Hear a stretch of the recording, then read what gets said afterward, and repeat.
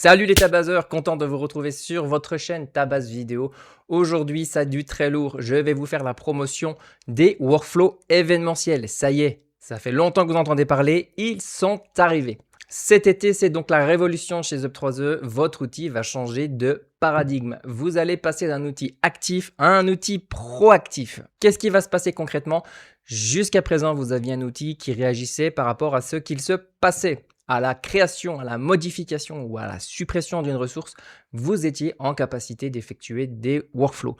Ça maintenant, c'est terminé. On va encore plus loin. Vous allez cette fois-ci pouvoir déclencher des actions par rapport à une date. Ce qui veut dire que avant un événement et après un événement, vous allez pouvoir suivre vos ressources, assister les relances et gagner en efficacité. Vous voici donc entré dans l'ère du scénario et je vous propose tout de suite qu'on aille ensemble jeter un coup d'œil. Ok, nous voilà dans l'outil et ce que vous avez à l'écran, c'est ce que vous connaissez déjà. Un AG Grid qui vous permet de classer vos workflows. Aujourd'hui, on a le mode mosaïque qui est arrivé et vous avez la possibilité de regrouper vos workflows dans des scénarios. Par défaut, depuis que la migration a été faite, tous vos workflows sont dans un scénario par défaut. Maintenant, je vais vous présenter ce que vous êtes susceptible de pouvoir créer. Si vous observez un peu mon écran, j'ai créé un premier scénario qui s'appelle processus de captation candidat. C'est une petite histoire que je me suis racontée et que je vais vous montrer. C'est un lot de workflows qui va me permettre de pouvoir procéder à la captation d'un candidat.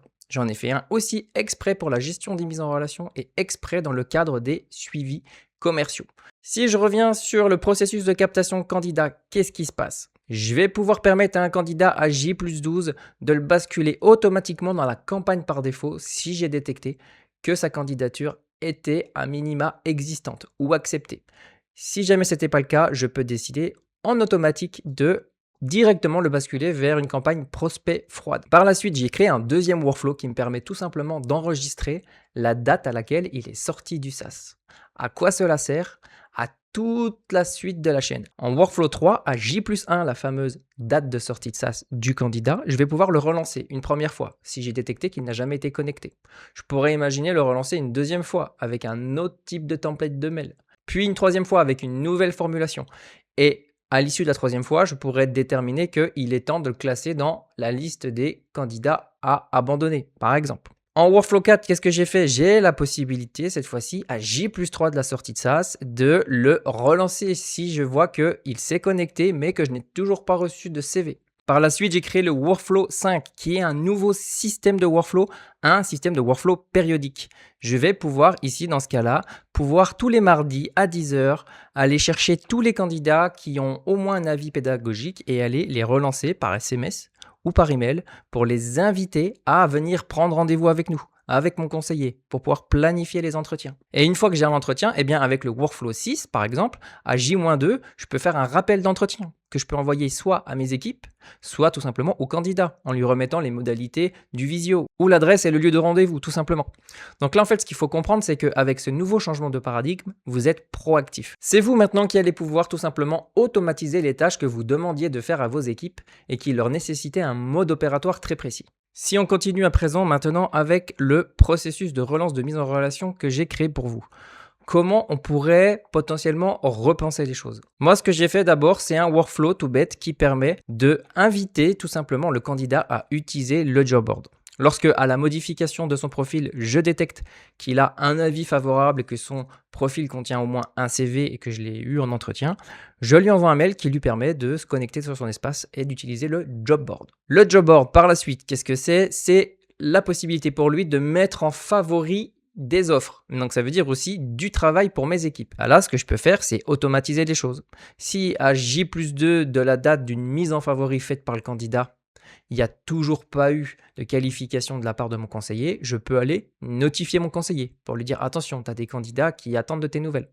Si jamais il n'y a toujours pas de nouvelles à J+5, je peux directement faire en sorte d'aller notifier le contact entreprise associé à l'offre qui intéressait le candidat pour directement envoyer, faire une sorte de push CV au contact et lui dire ben voilà, sache qu'on a des candidats qui s'intéressent à ton entreprise, est-ce que tu veux, oui ou non, le rencontrer? Ça fait partie maintenant des choses que vous pouvez faire sans gestionnaire. Vous pouvez aussi tout simplement relancer vos gestionnaires. Et là, ce que j'ai fait aussi, c'est que j'ai permis avec un workflow périodique de relancer toutes les mises en relation qui ont été créées et pour lesquelles il y a déjà au moins une des deux parties qui m'ont dit oui. Si un candidat m'a dit oui, toutes les semaines, une fois par semaine, je vais aller relancer pour cette mise en relation le contact entreprise. Et j'ai l'effet réciproque. Si j'ai un contact entreprise qui a dit oui et qui est intéressé par un candidat, je vais aller relancer le candidat. Et là-dessus, vous pouvez bien sûr mettre des conditions. Je vais relancer le candidat si le candidat n'est toujours pas placé, qu'il est qualifié, que je l'ai rencontré, et ainsi de suite. Vous allez pouvoir donc vraiment mouler votre scénario à votre besoin. Si on continue maintenant sur la partie suivi commerciaux, on peut aussi imaginer plein de process. Là, je me suis amusé à créer un premier workflow qui a J+60, donc 2 mois après la création d'une offre.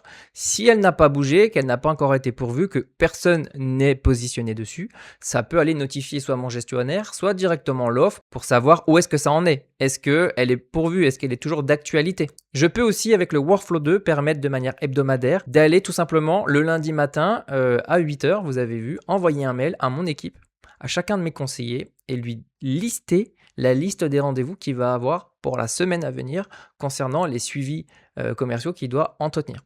Ça, c'est possible. J'ai aussi la possibilité, voilà, à J-22, la date de fin d'une offre, d'aller notifier mon gestionnaire d'offre pour lui dire attention, on arrive sur une fin de mission, tu as certainement des choses à faire, des choses à statuer et des gens à rappeler. Voilà, donc vous avez compris, vous avez vraiment la possibilité cette fois-ci de vous organiser par ressource, par domaine ou par même processus métier, un petit scénario qui va déjà vous permettre d'automatiser pas mal de choses, mais qui va vraiment vous permettre d'organiser votre équipe et le mode opératoire finalement est déjà à l'écran. Comment on fonctionne quand on arrive dans votre établissement scolaire? Il suffit d'aller voir les workflows, d'aller lire les descriptions dans l'ordre et vous avez quand même tout de suite une idée de ce qui est actif, de ce qui n'est pas actif. On sait qu'au bout d'un moment, on a des intégrations qui vont dans tous les sens. Là, c'est assez clair comme de l'eau de roche. Vous avez la possibilité directement, vous avez vu, d'aller tout simplement désactiver tous les workflows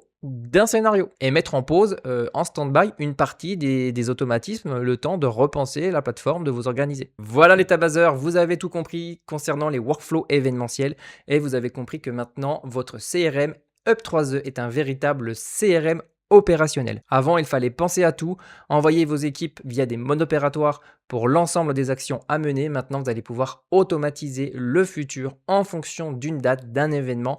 Vous allez considérablement repenser vos processus cette année et gagner en efficacité. Si vous êtes déjà passé par le support et que vous bénéficiez de ce nouveau type de workflow, je vous invite tout simplement à suivre le tuto en question qui va vous permettre de vous accompagner dans le premier scénario. Et moi, je vous dis tout simplement à tout de suite dans la prochaine vidéo.